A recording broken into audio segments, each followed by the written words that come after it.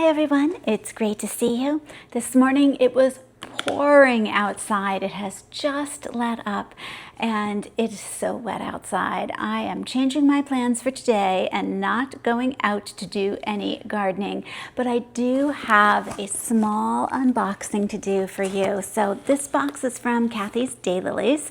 You know I often order from Kathy and Bruce Fowler, and they are wonderful. Their daylilies are superb.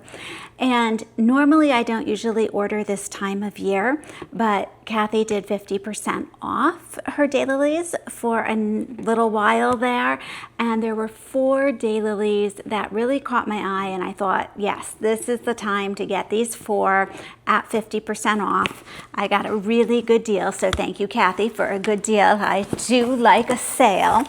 And let's open up this box, and I'll go through with you real quick what I'm adding to the garden. Now, we know that it is past daylily season, so if you go outside right now to my daylilies, I've cut them back and they are looking worse for wear, but they come back beautifully, so we don't worry about that. Once again, look at the root size. That's what you're looking for. And this is Rose Hill. Now, Rose Hill is a beautiful rosy pink color with a darker eye and sort of a yellow center there, a ripply edge. It goes very well with many of the daylilies that I have so far, and I think it'll be a really good addition. The next daylily that I have here is Perfect Rose. Perfect Rose is also pinky color and going to have that ripply edge, also going to fit right in with the others.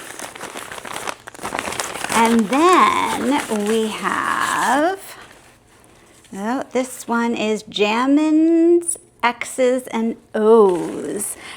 This one also more of a peachy pink color, I believe, but just beautiful. I think it'll lend another, side to our colors here.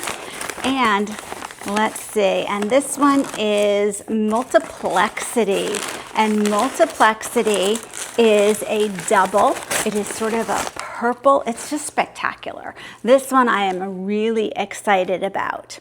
And actually, now that I got through all of them, where's Perfect Rose here? Perfect Rose was the first one I opened. Perfect Rose was also a double too, and more of a reddish rose color than pink. So I get 2 doubles here. Thrilled about the doubles because you know that is the focus for this year's daylily planting, but the other 2 will be great also. So thanks, Kathy and Bruce, and I'm going to get these planted tomorrow when it's a little drier. I'm going to put them into soak for now. Now remember that daylilies are not your lilium lilies that grow on single stalks outside and are toxic to cats. Daylilies are non-toxic to cats, so it's okay that Pumpkin is sniffing everything here. Thanks so much for joining me, and I'll see you in the next video.